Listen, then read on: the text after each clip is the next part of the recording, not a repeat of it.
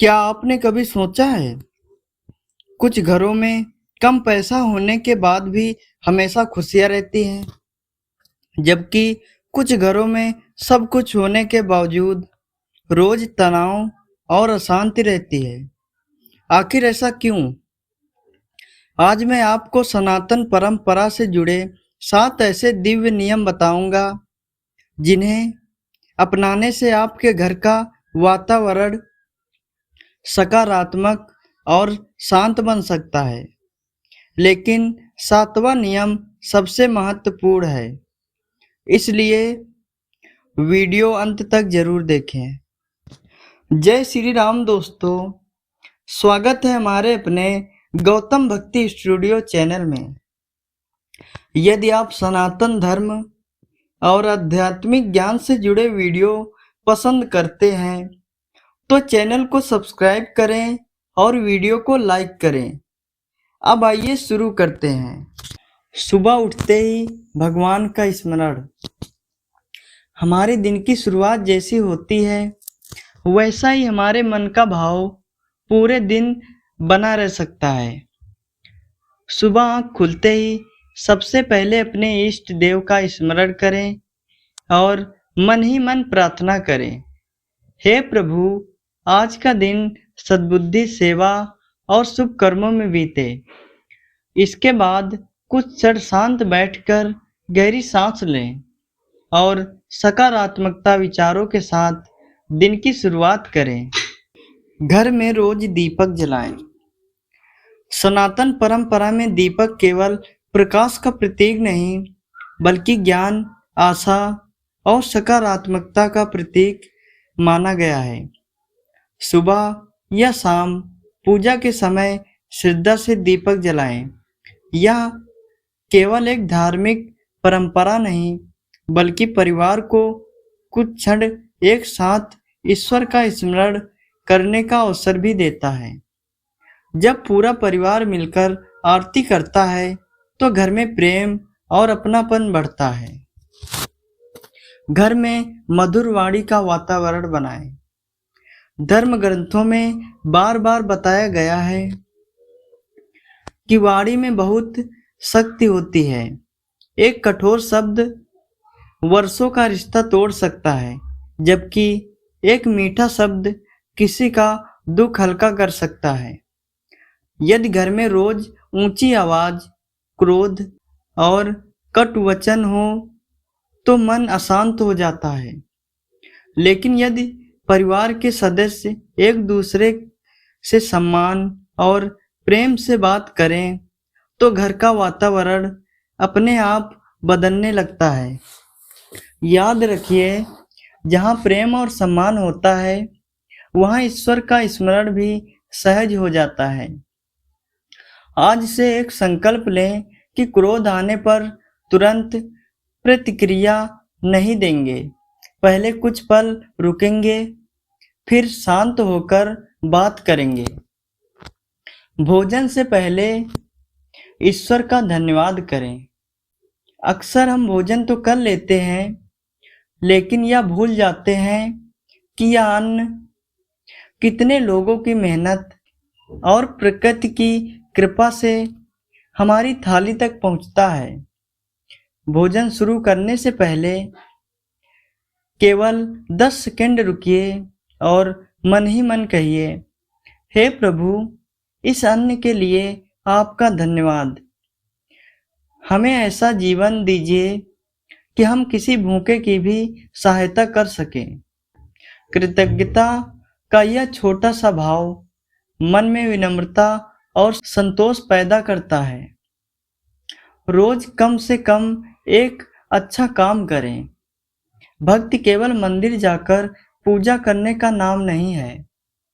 यदि आपके कारण किसी के चेहरे पर मुस्कान आ जाए, किसी भूखे को भोजन मिल जाए, किसी दुखी को सहारा मिल जाए, तो वह भी ईश्वर की सच्ची सेवा है। जरूरी नहीं कि दान हमेशा धन का ही हो। एक मीठी मुस्कान, एक प्रेरणादायक बात, किसी बुजुर्ग की सहायता या किसी जरूरतमंद की सहायता, ये सब भी महान पुण्य के कार्य माने गए हैं।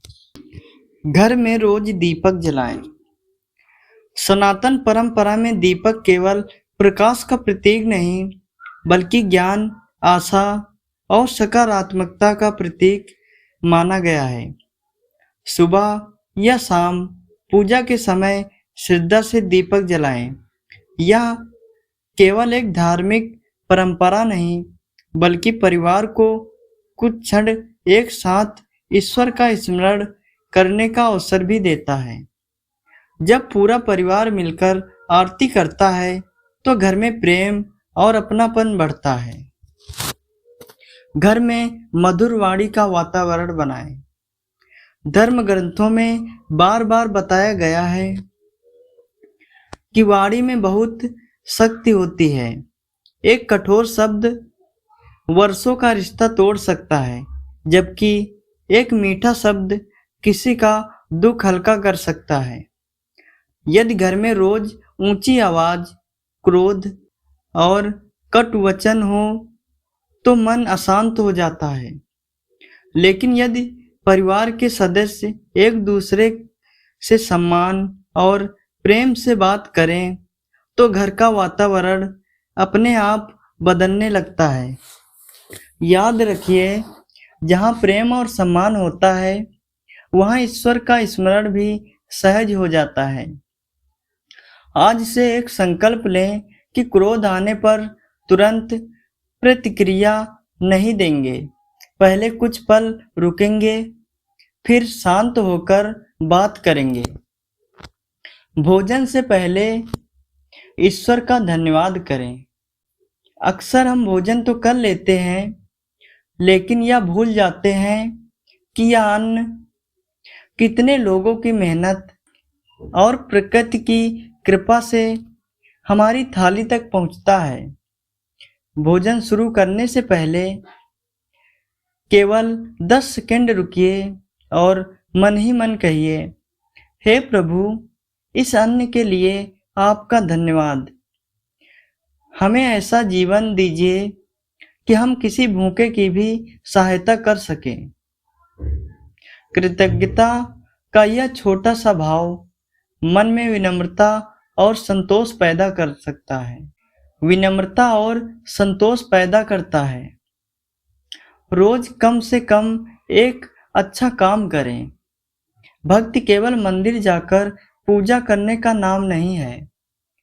यदि आपके कारण किसी के चेहरे पर मुस्कान आ जाए, किसी भूखे को भोजन मिल जाए, किसी दुखी को सहारा मिल जाए, तो वह भी ईश्वर की सच्ची सेवा है। जरूरी नहीं कि दान हमेशा धन का ही हो। एक मीठी मुस्कान, एक प्रेरणादायक बात, किसी बुजुर्ग की सहायता या किसी जरूरतमंद की सहायता, ये सब भी महान पुण्य के कार्य माने गए हैं। एक छोटी सी प्रेरणादायक कथा। एक गांव में 2 पड़ोसी रहते थे। पहला व्यक्ति जो बड़ी बड़ी पूजा करता था, लेकिन हर समय क्रोधित रहता था। दूसरा व्यक्ति साधारण जीवन जीता था।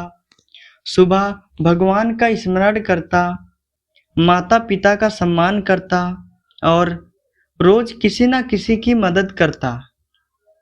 समय बीता। गांव के लोग दूसरे व्यक्ति के घर जाकर कहते, तुम्हारे घर में हमेशा शांति रहती है, इसका रहस्य क्या है? वह मुस्कुराकर बोला, मैंने सीखा है कि पूजा केवल मंदिर में नहीं होती।